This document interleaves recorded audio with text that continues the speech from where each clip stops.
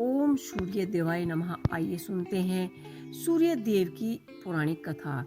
सूर्य और चंद्र इस पृथ्वी के सबसे सक्षम देवता हैं, जो हमें प्रत्यक्ष और अनेक स्वच्छ दिव्य स्वरूप में दिखाई देते हैं। वेदों में सूर्य को जगत की आत्मा कहा गया है। समस्त चर अचर जगत की आत्मा सूर्य ही है।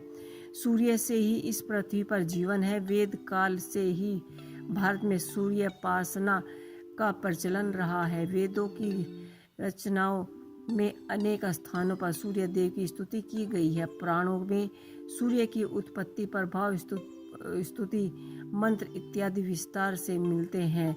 ज्योतिषी शास्त्रों में नवग्रहों में सूर्य को राजा का पद प्राप्त हुआ है। मार्कंडेय जी पुराण के अनुसार पहले यह संपूर्ण जगत प्रकाशित रहित था।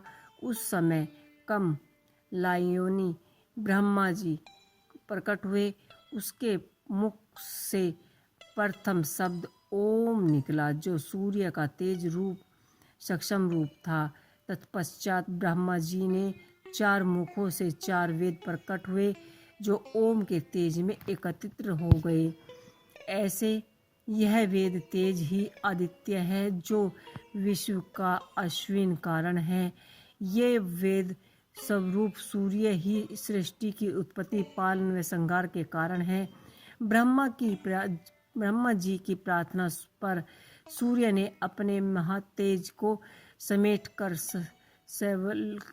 संकल्प तेज को धारण कर किया और सृष्टि रचयिता के समय ब्रह्मा जी के रूप पुत्र मरीचि हुए, जिसके पुत्र ऋषि कश्यप का विवाह आदिति से हुआ।